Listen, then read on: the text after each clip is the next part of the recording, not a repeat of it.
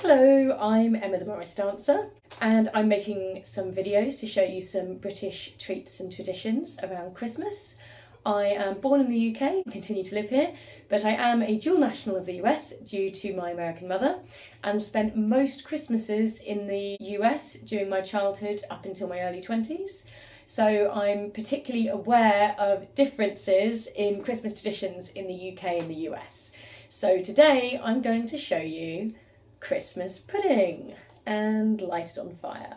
Pudding is a much broader term in the UK than it is in the US. I believe in the US, pudding is used to specifically refer to a milk-based dessert that has what I would consider a custard-like consistency. In the UK, we would also call that a pudding, but we would also use pudding to describe a bunch of other stuff as well. One use of the word pudding in the UK is it is a direct synonym for the word dessert. It is perfectly acceptable to say to someone, "What are you having for pudding?" "I'm having the chocolate cake." "What are you having for pudding?" "I'm having a giant cookie." All of that would acceptably be called pudding. You might even see on a restaurant menu, instead of saying dessert, it might say puddings. So if you say pudding unqualified, you don't give any other context, it's likely you are talking about literally just dessert. However, we do have another meaning of pudding, which is a specific type of food. Puddings are baked, boiled or steamed. They are a bunch of ingredients that are held together by a binder, such as a grain, packed together in some way and then cooked. So you can have sweet puddings like Christmas pudding, like I'm going to show you today, or you can have savoury puddings like black pudding, which is made from blood, pork fat and often a sort of oatmeal. Haggis is also a type of pudding. So what is Christmas pudding?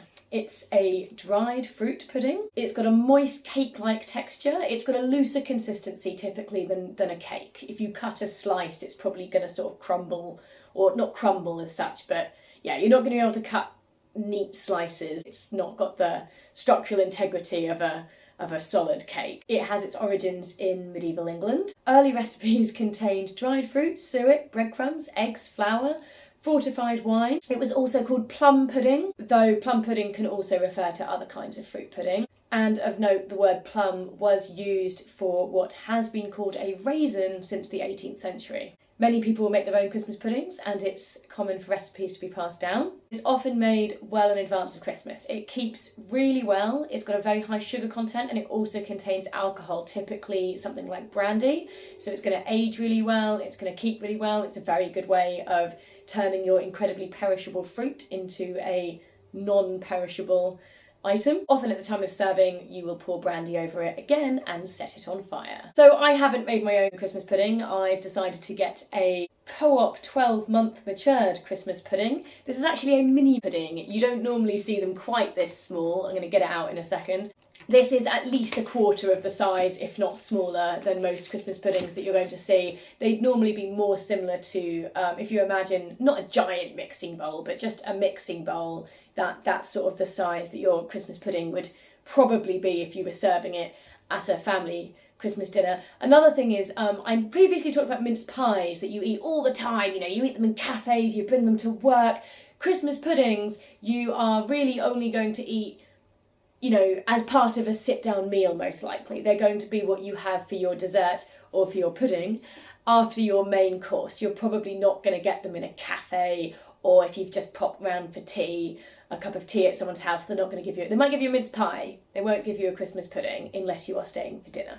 This one from the Co-op, it says it is a Christmas pudding made with vine fruits, brandy, cider, rum, glacé cherries and almonds. It advises me that I can either steam it for 30 minutes or blast it in the microwave for 50 seconds. So I'm going to go for the latter one. I'll be back in 50 seconds. Okay, here is my very hot Christmas pudding, which I'm going to put onto the plate in a hopefully a manner that won't cause a terrible mess.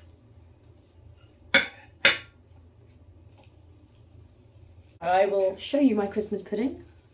So there we go. So this is what it looks like, sort of an upside down cake, I guess. It is typical to set your Christmas pudding on fire. I'm going to pour brandy over it, and I'm going to heat the brandy first before I pour it over the pudding to help it catch light.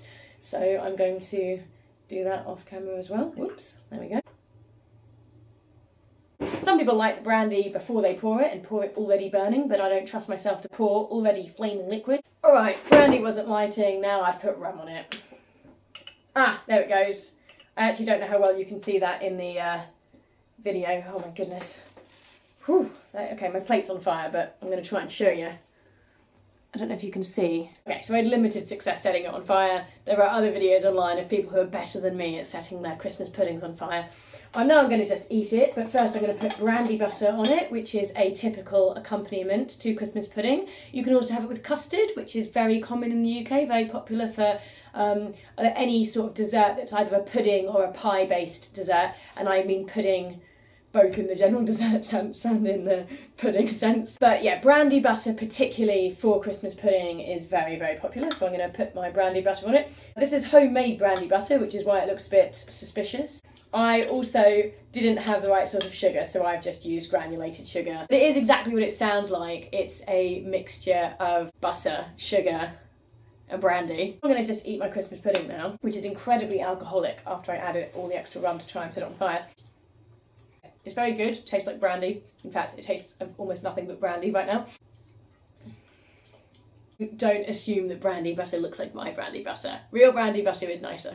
I've noted as well, as you see a lot of Christmas treats with all of these alcohol in them, the UK has very different legal and social attitudes towards alcohol compared to the US.